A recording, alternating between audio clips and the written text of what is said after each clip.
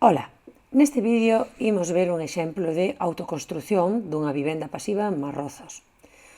O proceso de construción comeza sempre coa fase de deseño, onde se crean os planos 2D e 3D. Hoxe existen numerosas aplicacións para CAD 3D e permítenos facernos unha idea moi realista do que imos construir. A isto axúdaselle normalmente cunha maqueta. As maquetas permítenos retroalimentar de forma positiva o proceso de deseño, pois facémonos unha idea máis clara de como vai ser o resultado. Como vedes nesta maqueta empregáronse materiais representativos do que sería o resultado final. Vamos coa construción real. Primeira fase, o desmonte e a cesión de viais para o concello. Trátase do terreo arredor da finca que debe sanearse para uso público urbano. Segunda fase, excavación e cimentación. O lugar onde vamos construir hai que delimitalo. Para iso empregamos os perits, unha especie de encofrado metálico. Dentro vai o formigón, con lugar para as baixantes e canalizacións. Eso que vedes agora, esas pezas negras, chamase cavity. Son un illante de la de roca moi potente que permite que a casa respire por debaixo. Por entre as pezas de cavity métense as tuberías e o cableado de calefacción, que é o que podedes ver agora en cor vermella nesa foto. O seguinte elemento illante é o XPS, unhas chapas de poliuretano expandido. Colócanse sobre a parte anterior e sobre ela un formigón cun mallazo. O mallazo é esa rede metálica que se suspende a media altura do formigón mentras este fragua, dalle a resistencia precisa. Seguimos respetando as baixantes dos baños, dos talleres, e cubrimos todo de novo, unha nova capa de formigón que por riba leva 10 cm de cemento que imos pulir en fresco. Unha vez que o chan está puído, poñemos unha moqueta para non rayalo e empezamos coas paredes. Estas son as planchas de CLT. Traénolas premontadas, suxeitas por uns enganches, e simplemente temos que acoplalas entre sí, empregando tirafondos de 30 cm. Están numeradas, é como facer un gran Tetris.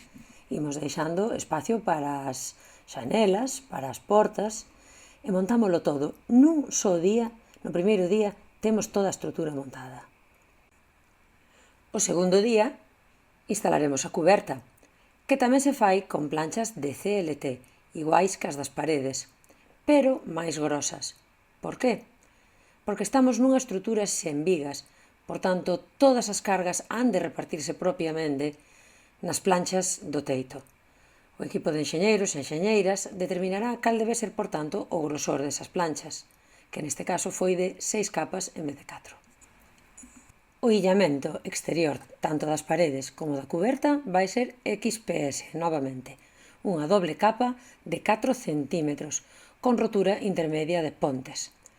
As planchas colócanse sobre rastreis verticais e sobre elas uns rastreis horizontais, facilitando unha cámara de aire e, por tanto, fachadas ventiladas.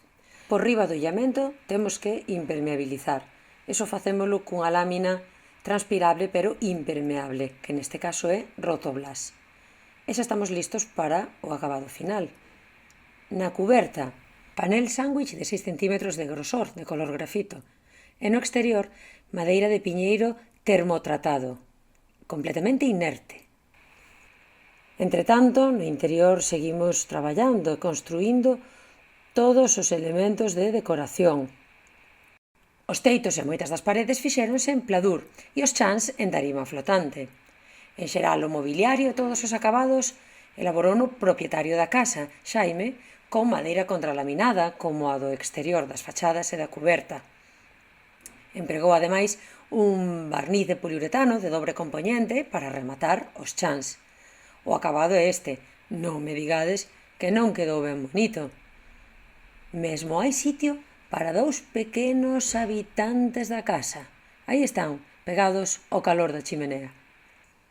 O último en rematarse foron os exteriores, xardín, escaleiras, aceras e un pequeno cobertizo onde Xaime, o propietario, fará moitas festas cos seus amigos. Iso lle desexamos por ser tan bo construtor e tan boa persona pasándonos esta información. Longa vida na túa casa fermosa, Xaime.